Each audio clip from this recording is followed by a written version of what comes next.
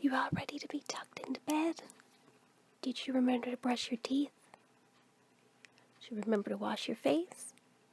Good. Okay, tucked in all nice and tight and everything. Do you want me to read you a bedtime story?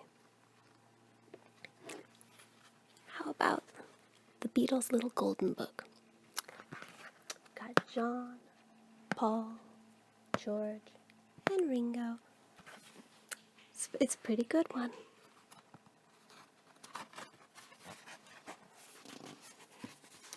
It's just called The Beatles.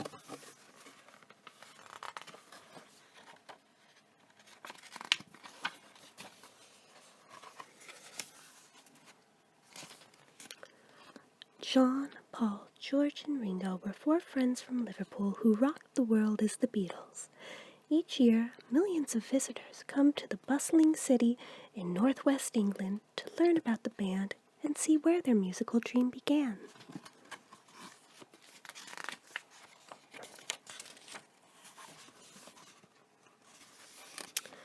John Winston Lennon was born in Liverpool on October 9, 1940. His middle name came from England's Prime Minister at the time, Winston Churchill. When John's parents split up, he went to live with his Aunt Mimi. John spent hours in his room drawing cartoons, writing stories, and playing his guitar. The guitar was a gift from his mother, Julia, who died when he was 17. Paul McCartney was born on June 18, 1942, into a house filled with music. His father was a cotton salesman who played piano and trumpet in his own jazz band. Paul turned down music lessons and instead taught himself how to play the piano and guitar. Like John, Paul lost his mother when he was young, but John and Paul shared something else that would bring the two together, a love of music.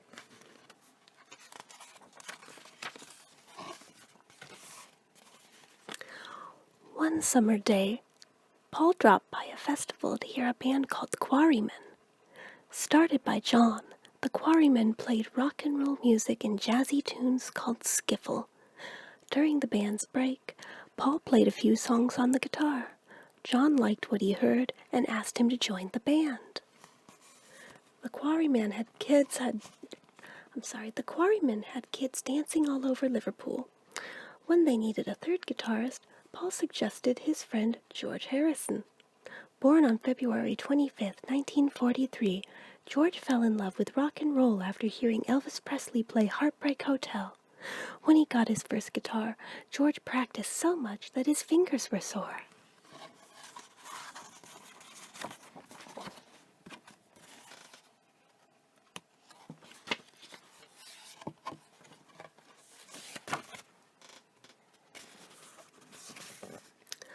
All that practice paid off. At the age of 15, George auditioned for the Quarrymen on the top of a double-decker bus. The band had found their new guitarist. Now all they needed was a new name. One of the hottest groups at the time was the Crickets. John thought it would be cool for their band to have a bug name too. Guitarist Stuart Sutcliffe suggested Beatles, or Beatles, B-E-A-T-L-E-S. With their new name came a new goal. The Beatles would become famous, or as they liked to say, they'd go to the toppermost of the poppermost.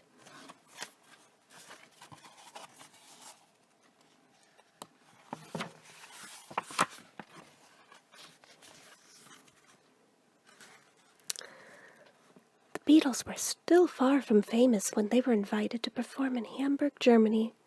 John, Paul, George, Stewart, and drummer Pete Best jumped at the chance to bring their tunes overseas. The band played every day of the week, sometimes for as long as 8 hours. After months of rocking Hamburg, the Beatles left Germany with their new mop-top haircuts, more fans, and their first recorded single, My Bonnie. They also left without Stewart, who stayed in Hamburg to study art.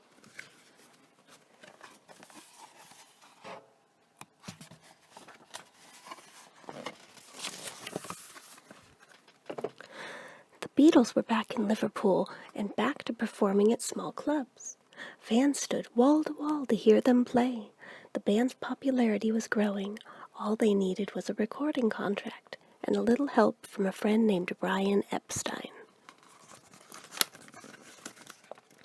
As the Beatles' new manager, Brian got right to work.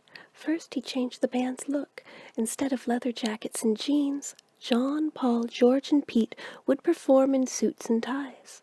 And the boys were expected to act like polite gentlemen and always be on time for their shows.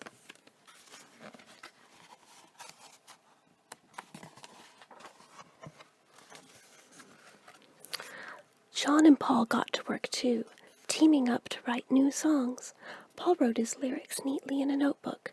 John scribbled his songs on random scraps of paper. Their writing styles were different, but they led to catchy tunes such as She Loves You and I Want to Hold Your Hand. The Beatles had great new songs, but still no recording contract. Finally, a music producer named George Martin invited John, Paul, George, and Pete to audition at his studio. After hearing them play Love Me Do, he offered the Beatles a contract and a suggestion: find a new drummer.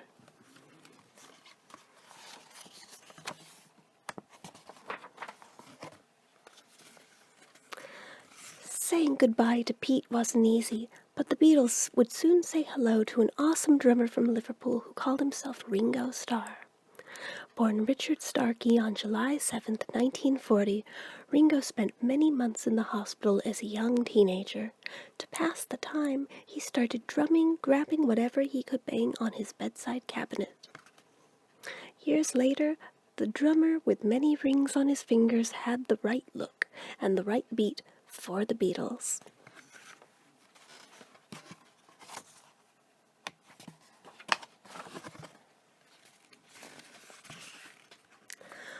By 1963, Beatlemania had spread throughout England.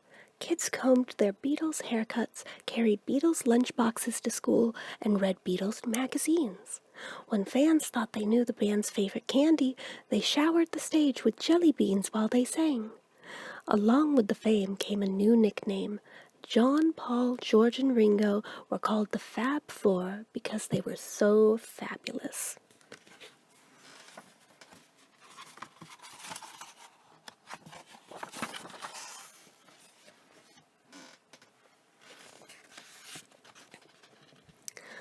The Beatles now sang at fancy London theaters and even performed for the royal family. What could be bigger than that? Brian had an idea. The Beatles would go to America. The first stop would be New York City to perform on a popular TV show, then off to Washington, D.C. for the first Beatles concert in the USA. To Britain's surprise, the Beatles were more worried than excited. Their song I Want to Hold Your Hand was a hit in America, but would they be?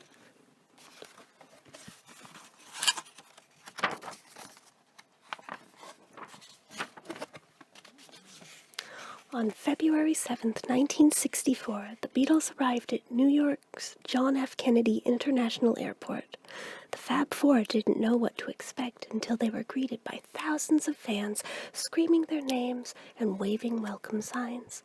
The Beatles had arrived in America, and so had Beatlemania. That Sunday, 73 million Americans tuned in to meet the Beatles on The Ed Sullivan Show. In Washington, D.C., they played in an arena packed with fans. John, Paul, George, and Ringo had truly reached the toppermost of the poppermost, and it was just the beginning. For the next 6 years, the Beatles would give the world over 200 hit songs. They would be honored by their queen and star in 5 movies. The Beatles would become the best-selling band in music history. But through all of their triumphs and fame, John, Paul, George, and Ringo would always be 4 friends from Liverpool who made their dreams come true. The end. Good night, sweetie. Don't let the beetle bugs bite.